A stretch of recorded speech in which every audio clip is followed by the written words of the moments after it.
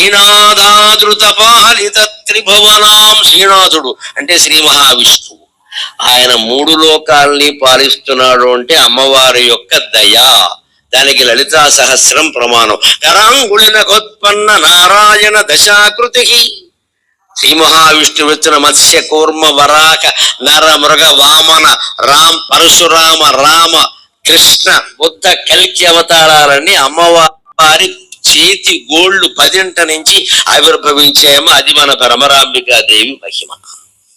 కరాంగుళినకోత్పన్న నారాయణ దశాకృతికి. శ్రీమన్నారాయణ యొక్క దశావతారాలు ఎక్కడి నుంచి వచ్చాయంటే అమ్మవారి చేతి గోడ నుంచి వచ్చాయి. ఆవిడ గోటిని ఇలా తీసి ఆజ్ఞాపించింది, వెళ్ళవయ్యా వాడిని వేసి నేను వేసేసాడు. లేదా ఆయన వేయలేడు. బ్రహ్మ విష్ణువులు సహా మనలో సహా సమస్త జీవరాశుల్లో ఉండే శక్తే మన భ్రమరాంబికాదేవి. శక్తి కేవలం ఆవిడేదో స్త్రీ అనుకోవద్దు, శక్తి, ఎనర్జీ. మీరు సంసారాల్లో కూడా గమనించండి, ఎవరికి చెప్పుకున్నా తీరని దుఃఖం భార్యకి చెప్పుకుంటే తీరుతుందండి. ఆవిడ శక్తి. ఎవరికి చెప్పుకోండి మీరు ప్రపంచంలో, భార్యకి చెప్పుకుంటే తీరుతుంది. ఎందుకంటే పూర్తిగా 30 ఏళ్ళు 40 ఏళ్ళు 50 ఏళ్ళు కాపురం చేసింది. ఈ మనిషి బలాలు కాదు బలహీనతలు కూడా తెలుసు ఆవిడకి. పోవా పోతే పోయింది ఏంటి, 10 లక్షలు పోతే ఏడుస్తూ కూర్చున్న బోళ్ళు పోయే బిజినెస్లో ఏముంది దానికి మళ్ళీ చేసుకుంది. కానీ ఏమైంది, అసలు నీలాంటి మగాడు ఎవడున్నాడో, ఇంకో వ్యాపారం బట్టి నీకెందుకు, ఇంట్లో పొదుపు నేను చేస్తాను కదా నువ్వు చూసుకో అని భార్య అనగలిగితే మగాడు శ్రీ మహావిష్ణువులో లేచి నిలబడతాడమ్మా, తిరుగులేదు. అంత శక్తి. రామచంద్రమూర్తికి చివరి రోజు యుద్ధంలో రావణాసురుని జయించడం కష్టమైపోయింది. నిరాశ నిస్త్రాణం వచ్చింది మనిషికి. వచ్చి ఏమనుకున్నాడో తెలుసు, వాల్మీకి రాస్తాడు, సీతాదేవి వచ్చి నన్ను కౌగులించుకుంటే బాగుండు, శక్తి వచ్చేది నాకు, శక్తిహీనుణ్ణయ్యాను అన్నాడు. పాపం పక్కన లక్ష్మణుడు ఉండి, అన్నయ్య ఏదో సామెత చెప్పినట్టుగా ఉంది, సీతాదేవి వచ్చి నిన్ను కౌగులించుకునే స్థితి ఉంటే యుద్ధం ఎందుకయ్యా అన్నాడు. ఆ స్థితి లేకే కదా యుద్ధం చేస్తున్నామంటే. ఎలాగ తమ్ముడు, రావణాసురుడు సరే వాడి శక్తి వాడుకుంది, వాడు దుర్మార్గుడైతే కావచ్చు కానీ శక్తిమంతుడు కదా. వాడిని చెయ్యాలంటే చంపాలంటే చాలా శక్తి ఉండాలి. 21 రోజుల యుద్ధం 20 రోజులు అయిపోయింది, వాడు సావట్లేదు. అప్పుడు ఆయన ప్రార్థనకి అగస్త్య మహర్షి దిగొచ్చాడు. దైవతైశ్చ సమాగమ్య, దేవతలతో సహా వచ్చి ఆదిత్య హృదయ స్తోత్రాన్ని వెంటనే నీ వంశకర్త సూర్య భగవాను ఆరాధించవయ్యా, సీతాదేవి ఇవ్వగలిగిన శక్తినంతా సోలార్ ఎనర్జీ సూర్యశక్తి రూపంలో నీకు ఇస్తాడు ఆయన అన్నాడు. వెంటనే 31 శ్లోకాల్లో ఆయన ఆరాధన చేశాడు. రామచంద్రమూర్తి ఆ సూర్యశక్తితో రావణాసురుడు జయించగలిగాడు. భార్య అంత శక్తిని ఇస్తుంది భర్తకి, భర్త అంత శక్తిని ఇస్తాడు భార్యకి. ఆ శక్తి రూపంగా స్త్రీని మనం ఆరాధన చెయ్యాలి. అప్పుడే సంసారాలు బాగుంటాయి, సామ్రాజ్యమైనా బాగుంటుంది. అందుకోసం శ్రీ మహావిష్ణువు పాలిస్తున్నట్టు అమ్మవారి దయ. గానాసక్త మనోజ యౌవనల సద్గంధర్వ కన్యాదృతాం. గానం మీద ఆసక్తి కలిగినటువంటి గంధర్వ కన్యలు మన్మధునితో సమానమైన యవ్వనంలో ఉన్న వాళ్ళందరూ మణిద్వీపంలో మన భ్రమరాంబికాదేవి చుట్టూ ఉండి గానం చేస్తూ ఉంటారు. ఆవిడ చాలా ఆనందిస్తూ ఉంటుంది. అని చెప్పి గాన కళ ద్వారా మనం చేరుకోవలసింది అమ్మవారిని. అందుకే సరస్వతీదేవి చేతుల్లో వీణ ఉంటుంది, పక్కనే జపమాల కూడా ఉంటుంది. చూడండి, ఊరికే వీణ వాయించుకుని కచేరీలు చేసుకోవడం కాదు ఇక్కడ. ఈ సంగీతం ద్వారా, అలాగే పుస్తకం సాహిత్యం, సాహిత్యం సంగీతం నువ్వు దేన్ని ఆశ్రయించినా సరే అంతిమంగా జపమాలను ఆశ్రయించాల్సిందే. నువ్వు జపం చేయకపోతే కుదరదు. ఇది పైగా ఇవి భ్రష్టు పట్టించేస్తాయి, అనవసరంగా జీవితాలు పాడు చేస్తాయి. పాడు చేయకుండా ఉండాలంటే దైవీయమైన సంగీతం కావాలి. ఇది సంగీత సాధన భక్తి విన అంటాడు త్యాగరాజస్వామి. భక్తి లేకపోతే సంగీతం దేనికి పని లేక అన్నాడు. అందుకని ఆ సంగీతం మనకి మోక్ష సామ్రాజ్యాన్ని అందించగలగాలి కానీ సంసారాలు పాడు చేసుకుందుకు కాదు కదా సంగీతం గాని సాహిత్యం గాని. అలా అందుకోవాలంటే అమ్మవారిని ఆశ్రయించాలి మనం. అప్పుడు దీనానాం అతివేల భాగ్య జననీం దివ్యాంబరాలంకృతాం. దివ్యమైన పట్టు వస్త్రాలు ధరించినటువంటి ఆవిడ ఎంత దీనులకైనా అతివేలమైన భాగ్యాన్ని అందించగలుగుతుంది ఖచ్చితంగా. ఇంకొక మాట అద్భుతమైన చెబుతున్నారు శంకరాచార్య. లావణ్యాజిక భూషితాంగలతికాం లాక్షాల సద్రాగిణీ శ్యామాయాత సమస్త దేవ వనితాం సీమంత భూషాన్వితాం భావోల్లాస విలాస వశీకృత ప్రియతమాం భండాసురచ్ఛేదినీం శ్రీశైలస్థలవాసినీం భగవతీం శ్రీమాతరం భావయే.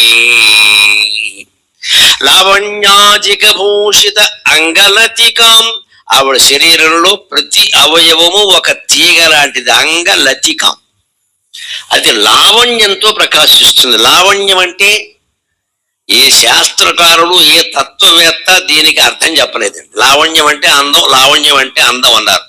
ఒక్క మహానుభావుడు చెప్పాడు. 1000 పడగలు రచించినటువంటి విశ్వనాథ సత్యనారాయణ గారు చెప్పాడు జీవితానుభవం. లావణ్యం అంటే ఆయన అడిగారు ఒకసారి సరదాగా, లవణం అంటే ఉప్పు కదండి, లావణ్యం అంటారు ఏమిటండి, అమ్మాయి ఉప్పగా ఉంటుందా అన్నారు. అందంగా ఉన్న అమ్మాయి లావణ్యవతి అంటే, లావుగా ఉంటే లావణ్యవతి అనరు, సన్నగా ఉంటే సన్నన్యవతి అనరు, అందంగా ఉంటే లావణ్యవతి అంటారు సంస్కృతంలో. లావణ్యం అంటారు ఏమిటండి, లవణం అంటే ఉప్పు కదా అంటే, వెర్రివాడ ఆలోచించవయ్యా, టేబుల్ సాల్ట్ వాడేవాడికి ఈ విషయం అర్థం కాదు. కల్లుప్పు అంటారు, రాతి ఉప్పు. ఆ ఉప్పరాయిని మీరు ఈ బల్ల మీద ఇలా వేయండి సున్నితంగా, పెద్ద సుత్తెట్టు కొట్టద్దు, మోడుతనం అంటారు దాన్ని. బల్ల మీద వేయండి, ఆ ఉప్పరాయి 2 ముక్కలు అవుతుంది కదా, ఆ రాతి మధ్యలో ఉండే కాంతి చూడండి, అది లావణ్యం. ఆ సౌందర్యం, ఆ కాంతి ఎవరిలో ఉంటుందో ఆవిడ లావణ్యవతి. లేకపోతే ఒట్టి లావుగా ఉందంతే లెక్క. అందుకని విశ్వనాథ సత్యనారాయణ గారి కవి అంటే కవయ క్రాంత దర్శిన అని సూక్ష్మంగా చూడగలదు. ఉప్పరాయిన పగలగొట్టవయ్యా అర్థం అవుతుంది. ఆ ఉప్పరాయి ఇలా పగిలినప్పుడు లోపల కాంతి ఉంటుంది, తెల్లగా మెరిసిపోతున్నాడు, చంద్రకాంతి సరిపోతుంది దాని ముందు, వెన్నెల కాంతి కూడా.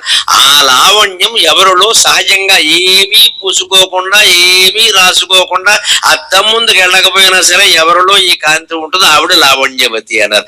అమ్మవారిలో సహజంగా ఆ కాంతి ఉంటుంది. లావణ్యాతి భూషితాంగలతికాం లక్షారసత్రాగిణీం, అయినా కాళ్ళకి పారాణి రాసుకుంటుంది. ఎందుకు? చెలికత్తెలకి ఉపాధి కల్పనా కేంద్రం కోసం. అంతకంటే ఉద్యోగాలు ఇవ్వాలిగా. రాష్ట్ర ప్రభుత్వాలంటే ఉద్యోగాలు ఇస్తాయి రైతులు. అమ్మవారు బోర్డు మందికి ఉద్యోగాలు ఇచ్చింది, బోర్డు ఆభరణాలు ధరించింది, అందుకని స్వర్ణకారులందరికీ ఉద్యోగాలు ఇచ్చింది, రకరకాల అందమైన వస్త్రాలు ధరించింది, అందుకని శాలివారందరికీ ఉద్యోగాలు ఇచ్చింది. అన్ని వృత్తుల వారికి అసలు దేవాలయ నిర్మాణం ద్వారా హైందవ జీవన వ్యవస్థ పూర్వం ఎవ్వరికీ నిరుద్యోగ సమస్య లేకుండా చేసింది. ఎవ్వరికీ కూడా. ఇప్పటికి కూడా అధికారులను ముందు పెట్టుకుని చెబుతున్నా, ప్రసిద్ధమైన దేవస్థానాల్లో దయచేసి యంత్రాల వాడకం తగ్గించండి, యంత్రాల వాడకం తగ్గించండి. ఎవరో వాడారని ఇక ముందు ముందు రోబోలు, కృత్రిమ మేధ కూడా వస్తే భగవత్ కృప కూడా కృత్రిమం అయిపోతుందండి. ప్రసిద్ధమైన దేవాలయాల్లో యంత్రాల వాడకం తగ్గించి, ఇబ్బంది అయినా సరే శ్రమ అయినా సరే యువతీ యువకులకు ఉపాధి కల్పిస్తే 25,000 30,000 జీతంతో ఉపాధి కల్పిస్తే హిందూ కుటుంబాల్లో నిరుద్యోగ సమస్య ఉండదండి. నిరుద్యోగ సమస్య ఉండదు. దయచేసి కులభేదం పాటించకండి. దేవుడి దగ్గర అందరూ ఒక్కటే. ప్రసాదాలు కూడా అందరూ తయారు చేయొచ్చు, పూలదండలు అందరూ తయారు చేయొచ్చు, కుంకుమార్చన అందరూ చేయొచ్చు. ఎక్కడా శాస్త్రాల్లో ఎవరికీ నిషేధం చెప్పలేదు. అహంకారం కొద్దీ కొంతమంది ఏర్పాటు చేస్తున్నారు కానీ ఎక్కడా నిషేధం చెప్పలేదు. దేవాలయాల్లో ఉద్యోగాలు ఇవ్వాలి ఖచ్చితంగా. మనం హిందువులకే ప్రకటించచ్చు, తప్పే ఉంది. మన హిందూ దేవాలయం అండి, మన హిందూ దేవాలయం. వాళ్ళ సొమ్ములతో మనం దేవాలయం నడుపుతున్నాం. ఇక్కడ ఎవరు డబ్బులు అయిపోతే దేవాలయం ఎక్కడది? అంచేత హిందూ కుటుంబంలో ఒక్కరికి ఉద్యోగం ఇవ్వగలిగితే ఆంధ్రప్రదేశ్ రాష్ట్రం మొత్తం మీద హిందూ ఎవడు నిరుద్యోగిగా ఉండరండి. అన్ని దేవాలయాలు ఉన్నాయి, మనకి అంత ఆదాయం కూడా ఉంది ఖచ్చితంగా. అదే అమ్మవారి అష్టకం రూపంలో ఇక్కడ చెబుతున్నది. సామాజికం అంటే ఇదే. ఇక్కడ ఎంతమందికి ఎంత ఉపాధి కల్పనండి ఇది. లక్షారసద్రాగిణి, అమ్మవారి పాదాలు సహజంగానే అందంగా ఉంటాయి. మళ్ళీ పారాయణ ఎందుకు రాయడం? పోన్లే, వాళ్ళు ఏదో రాసుకుని బతుకుతున్నారు, వాడికి నెలకో 25,000 ఇస్తున్నారు రాసుకొని అని ఆ దాసీలు పెట్టుకుంది ఆవిడ. ఆవిడ నాకు ఏమీ అక్కర్లేదు అనుకుంటే ఎవరైనా ఎలా బతుకుతారండి? ఎప్పుడు కోటీశ్వరుడైన వాడు కూతురు పెళ్లి చేస్తే కోటీశ్వరుల వైభవంతో చెయ్యాలమ్మా. ఎందుకంటే కోట్ల మందికి ఉపాధి కల్పించగలుగుతాం ఖచ్చితంగా. పందిళ్ళు వేస్తారు, పాకలు వేస్తారు, విద్యుత్ వ్యవహారాలు చేస్తారు, నీటిపారుదల చూస్తారు, వంట చేస్తారు, వడ్డిస్తారు. కూటికి లేనివాడు పెళ్లి చేసినట్టే కోటీశ్వరుడు చేస్తే ఎలాగండి? ఇవాళ చేస్తున్నారు, అనుమానం ఎలా. కానీ కోట్లు బహుమతుల కోసం ఖర్చు పెడుతున్నారు, ఆర్భాటం కోసం ఖర్చు పెడుతున్నారు. దయచేసి పేద వర్గాలకి ఉపాధి కోసం ఖర్చు పెట్టండి, ఉపాధి కోసం ఖర్చు పెట్టండి.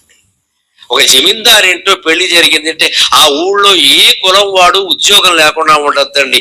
ఎప్పుడు వాళ్ళు ఏం కోరుకుంటారంటే పేదవాళ్ళు ఈ ఇంట్లో పెళ్లిళ్ళు పేరంటాలు జరుగుతూ ఉండాలి, వాళ్ళ పిల్లలు బాగుండాలి, పురుటుకు వస్తూ ఉండాలి, బారసాలు జరగాలి, అన్నప్రాసన జరగాలి, కాస్త నాకేదో పందిరేసే అవకాశం ఇస్తారు, నాకేదో బల్బులు వెలిగించే అవకాశం ఇస్తారు, జమీందారు గారు బాగుండాలని పూర్వం కోరుకునేవారు. అసూయలు ఉండేవి కావు. ఇవాడు ఎందుకు వచ్చాయంటే వీడి స్వార్థం వీడిది, వాడి బద్ధకం వాడిది. వీడికి స్వార్థం, వాడికి బద్ధకం, మొత్తం వ్యవస్థ పాడైపోయింది. ధనవంతుడైన వాడు హృదయం లక్ష్మీదేవి లాగే పాల సముద్రంలో పుట్టినంత మెత్తగా ఉంటే దేశంలో నిరుద్యోగ సమస్య ఎందుకు ఉంటుందండి? పేదవాళ్ళను మనం పోషించొద్దా? మనకి దగ్గర ఉన్నదేనికి 10 మందికి ఉపాధి కల్పించాలి. సేవాయాత సమస్త దేవ వనితం. ఆ పారాయణ పూయడానికి ఒకరు, ఆవిడకి అలంకారం చేయడానికి ఒకరు, కేశాలంకరణకు ఒకరు, పుష్పాలంకరణకు ఒకరు, ఇలా మొత్తం సమస్త దేవవనితులు రంభాత్య సరస్సులందరూ వచ్చారు అక్కడికి. సీమంత భూషాన్వితాం. ఇన్ని చెప్పినా సరే సీమంతం మీద ఆభరణం పెట్టే అమ్మాయి వచ్చిందా అంటుంది. రాజర పట్టుకు తీస్తారు, ఎన్ఎంఆర్ వచ్చిందా లేదా అని. అప్పుడు ఆ అమ్మాయి వచ్చి చేర్చుక్కగానిట్ట చిన్ని జాబిల్లిచే సింధూర తిలకమ్ము చెమ్మగిల్ల. ఒక్కసారి ఇక్కడ ఒక దాసి పరిచారిక ఈ చేర్చుక్క ఇక్కడ పెడతారని ఆభరణం, నాగరత్నం అంటారే, ఈ సీమంతం పాపడ పిండి అంటారు. అది పెట్టడం మర్చిపోతే ఇంకో పరిచారిక అందట, అమ్మా ఎందుకమ్మా అది? నీ పక్కన శిరస్సు మీద ఉన్న చందమామ నీ పాపటి పిందెలాగే ప్రకాశిస్తున్నాడమ్మా అందట. ఇవాళ అదేదో సెలవు పెట్టిందమ్మా, పోన్లే వదిలేదండి. చేర్చుక్కగా నిట్ట చిన్ని జాబిల్లిచే సింధూర తిలకమ్ము చెమ్మగిల్లా అని మహాకవులు వర్ణించారు. ఈ చేరు చుక్క అనేవారు అచ్చ తెలుగు మాట. పూర్వం పాపడ పిందెని చేరు చుక్క అనేవారు. అది ఆభరణం సరిగ్గా ఇంత పొడుగ్గా చేసి ఇక్కడ నక్షత్రం ఆకారంలో పెడతారు, సౌభాగ్యాభరణం అంటారు. ముత్తైదువు ధరించే 5 ఆభరణాల్లో అది ఒకటి. అలాంటివన్నీ ఉపాధి ఎందుకంటే అందరినీ బతికించాలి కదా, లేకపోతే ఎలాగా? శవాయాత సమస్తది దేవవనితాం శ్రీచక్ర సంచారి శవాయాత సమస్త దేవవనితాం శ్రీచక్ర సంచారిణి. అటువంటి ఆవిడ శ్రీచక్రంలో సంచారం చేస్తూ ఉంటుంది. ఆవిడ్ని సేవిస్తే ఇంకా ఇన్ని ఆభరణాలు ధరించేది ఎందుకోసం? ఆ మాట చెబుతున్నాడు. సంసారం బాగుండడానికి, భర్త ఆనందించడానికి, బయట వాళ్ళ దగ్గర పోజు కొట్టడానికి కాదండి. అలంకరణ ఆభరణాలు అన్నీ కూడా భర్త ఆనందించడానికి, భార్య ఆనందించడానికి, బయట వాళ్ళ కోసం కాదు. అందుకే భావోల్లాస వశీకృత ప్రియతమాం భండాసురచ్ఛేదిని. తన భావాలతో హావాలతో శృంగార చేష్టలతో ఆనందంగా మన మల్లినాథ స్వామిని ఆనందింపజేస్తుంది ఆవిడ. ఈ ఆభరణాలన్నీ నీకోసమేనయ్యా, ఈ వస్త్రాలన్నీ నీకోసమే. ఎందుకంటే నువ్వు ఎలాగూ ఏం కట్టుకో, ఏనుగుతోలు బూడిద నీకేముంది కనుక, అందుకని నేనే అలా కట్టుకుంటే చూసి ఆనందించవయ్యా అంటే, పోన్లే నువ్వు అలాగే ఉండాలి, నేను ఇలాగే ఉంటా. ఆయన ఎంతసేపు బోల్డింగం, ఈవిడేమో సర్వాభరణాలతో ప్రకాశిస్తూ ఉంటుంది. అటువంటి దంపతులు కాపురం చేస్తున్నారండి. మనం చేయలేమమ్మా, కొట్టుకు చచ్చిపోతున్నారు అన్యాయంగా. ఎంత ఆస్తున్నా చాలదు, ఎంత ఐశ్వర్యం ఉన్నా చాలదు, ఎన్ని ఆభరణాలు ఉన్నా చాలవు. ఎక్కడి నుంచి వస్తున్నాయండి? వాళ్ళు అందరూ గుళ్ళోకి వస్తారు, అమ్మవారికి దండం పెడతారు. ఇన్ని ఆభరణాలు కలిగినవాడు ఏమీ లేకుండా 2 నీళ్లకు పరవశించిపోయే పెద్ద మనిషితో లక్షల ఏళ్లుగా కాపురం చేస్తుంది. శివపార్వతులు మించిన దంపతులు ఉండరండి, శివపార్వతులు మించిన దంపతులు ఉంటారు. ఆదర్శ దాంపత్యం అంటే వారిది. ఇప్పుడు ఇంకొక ముక్క మంచి మాట చెబుతున్నాడు. ధన్యాం సోమ విభావనీయ చరితాం ధరాధర శ్యామలాం మున్యారాధన మేధినీ సుమహతాం ముక్తి ప్రదాన వ్రతాం కన్యా పూజన సుప్రసన్న హృదయాం కాంచీల సన్మధ్యమాం శ్రీశైల స్థలవాసినీం భగవతీం శ్రీమాతరం భావయే. ధన్యాం, ధన్యమైన జీవితం. ఆవిడ విగ్రహాన్ని చూస్తే మన జీవితము ధన్యమే. సోమ విభావనీయ చరితాం, చాలా గొప్ప మాట ఇది. సోముడు అంటే చంద్రుడు, అందుకే సోమవారం అంటే శివుడికి ఇష్టం. ఎందుకో గమనించండి. సా ఉమా గుణసంధి తెలుగు మాస్టర్లకు బాగా తెలుస్తుంది. స ఉమా సోమ, ఉమాదేవితో కూడినటువంటి వారమే సోమవారం. అందుకే సోమవారం అంటే ఆవిడకి ఇష్టం. ఈ వారం అంటే ఎందుకు? మా ఆవిడ పేరు అందులో ఉందా, నాకు ఇష్టం అంటాడు. ఆవిడంటే అంత ఇష్టం ఆయనకి. సోమ ఎందుకంటే సా ఉమా మావిడి పేరు అందులో ఉంది నీకేం తెలుసు అంటాడు. పైగా సోమ శబ్దానికి చంద్రుడు అని అర్థం ఉంది. ఆ చంద్రుడు శివారాధకుడే. ఎంత ఆరాధకుడు కాబట్టి నెత్తి మీద పెట్టుకుంటాడు. అందుకే సోమవారం అంటే ఇష్టం అన్న. ఎందుకంటే అమ్మవారు అంటే ఇష్టం కాబట్టి సోమవారం అంటే ఇష్టం. సా ఉమా సోమ. సోమ విభావనీయ చరితాం. చంద్రుణ్ణి చూసినా సరే, చంద్రుని యొక్క కాంతిని గురించి, చరిత అంటే అక్కడ కాంతి తేజస్సుని గురించి ఊహించినా సరే, విభావన చేసినా సరే అమ్మవారు అర్థం అవుతుంది. అందుకని పున్నమి నాడు ప్రత్యేకించి కార్తీక మాసం, మార్గశిర మాసం, ప్రతి పున్నమి నాడు కూడా ఎక్కడ క్లబ్కి హోటల్కి వెళ్ళకండి, సినిమాకి వెళ్ళకండి, షికారుకి వెళ్ళకండి. మీ ఇంట్లోనే కాస్త పున్నమి చందమామ కనపడే చోట భార్య భర్త పిల్లలు 2 కుర్చీలు వేసుకుని కూర్చోండి. ఆ పున్నమి చందమామ మధ్యలో ఉండే వెలుగెవరమ్మ? మను విద్య, చంద్ర విద్య, చంద్రమండల మధ్యగా చారు రూప చారుహాస చారు చంద్ర కళాధర, చంద్రమండల మధ్యగా. ఆ చంద్రమండల మధ్యంలో ఉండే కాంతి ఆవిడే కదా. ఆ కాంతిని చూశాక మళ్ళీ నువ్వు యాత్రలు చేయాల్సిన పని ఏమన్నా ఉందా? ఇక్కడ యాత్రలు చేసిన కాను బిందువుకు సాయం వేళ సంధ్యానభపాత్రం బంధున. ఒకనాడు పొన్నమి నాడు చంద్రబింబాన్ని దర్శించగానే నాకు ఆవేశంలో కలిగిన భావన, ఇంకెందుకమ్మా యాత్రలు పడలేక ఈ చంద్రమండలంలో నువ్వు లేవా? నా ఇంటి నుంచి హాయిగా చంద్రుడు కనపడుతున్నాడే. చంద్రుడిని చూసినందుకు ట్యాక్స్ కట్టమనే ప్రభుత్వాలు ఇంకా రాలేదు కదా. మనం అదృష్టవంతులం. ఎన్ని రకాల పనులు వసూలు చేసినా, ఆ పన్ను ఈ పన్ను అన్ని పన్నులు వేసి పళ్ళు ఓడగొట్టినా, చంద్రుని చూసావు సూర్యుని చూసావు ట్యాక్స్ కట్టమని అవడం అంటలేదు. ఇంకా సంతోషం. చూద్దాం. భానుమండల మధ్యస్థ, సూర్యమండలంలో కూడా ఉన్నది ఆవిడే.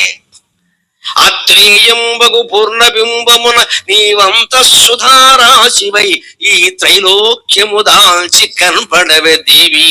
యాత్రలింకేటికి ఊరిగా యాత్రలు చేసుకుంటూ ఉంటాం కానీ నిజానికి పూర్ణబింబంలో, పూర్ణచంద్రబింబంలో ఉండే చందమామ కాంతిని గమనిస్తే అమ్మవారి యొక్క కాంతి అండి. చంద్రమండల మధ్యగా అదే సోమ విభావనీయ చరితాం ధరాధర శ్యామలాం. గమనించండి, ధారాధరం అంటే మేఘం, ధారాం ధరతీత ధారాధరక.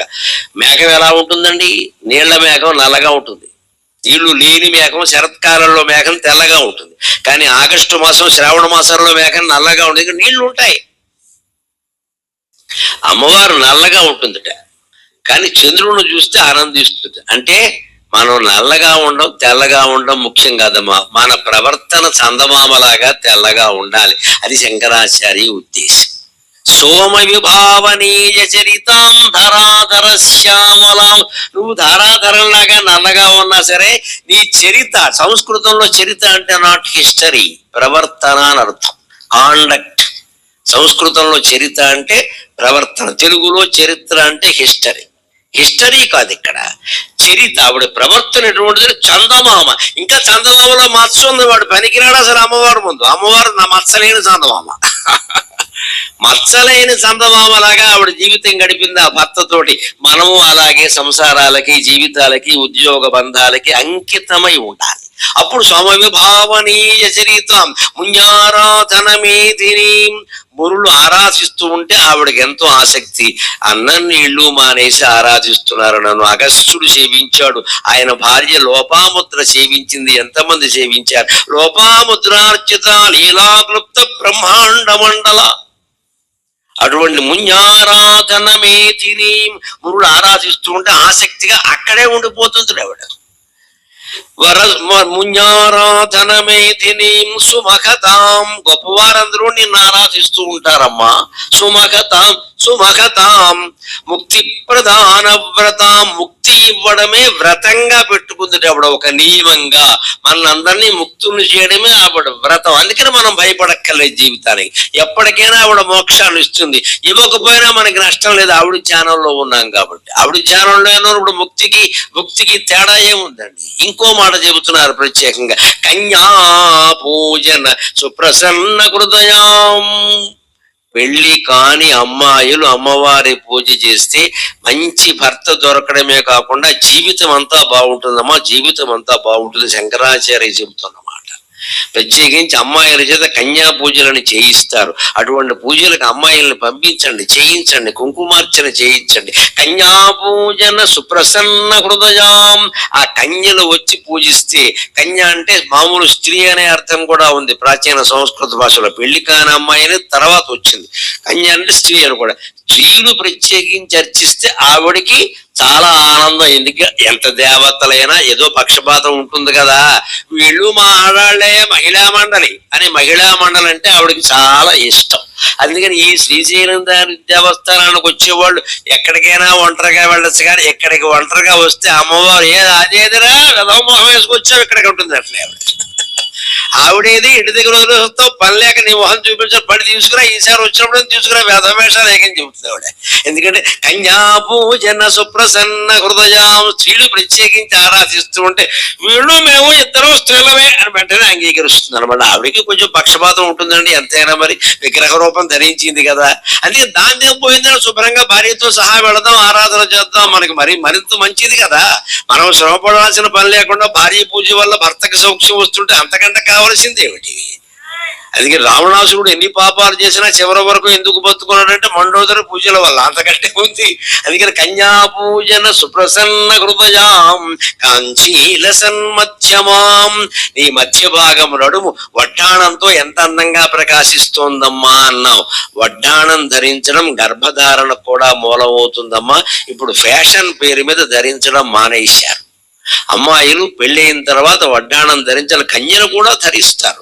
దానివల్ల బంగారం ఒంటికి తాకుతుంది, గర్భధారణ శక్తి పెరుగుతుంది, శరీర లావణ్యం దెబ్బతినకుండా ఉంటుంది. ఇంకో మాట ఏమిటంటే ఇది కంచి పీఠానికి సంబంధించిన మాట. కాంచీల సన్మధ్యమాం. భూమండలం మొత్తానికి మధ్య భాగం, సెంటర్ పాయింట్ ఏదంటే కాంచీ నగరం అండి లెక్క.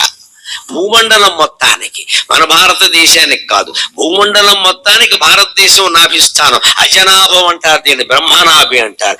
మళ్ళీ భారతదేశానికి మధ్యస్థానం ఏదంటే కాంచీ పీఠం. అందుకే కంచిలో అమ్మవారి యొక్క అవయవాల్లో ఏది పడింది? నాభి పడింది అక్కడ ఖచ్చితంగా.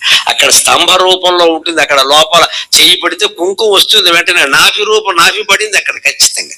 అందుకని కాంచీల సన్మధ్యమాం. భూమండల మధ్యంలో ఉండేటువంటి కంచి పీఠం అంటే, కంచి పరమాచార్య అంటే నీకెంతో ఇష్టమమ్మా తల్లి, నీకు వారికి నమస్కారం అంటాడు. శ్రీశైల స్థలవాసిని భగవతి శ్రీమాతరం భావయే.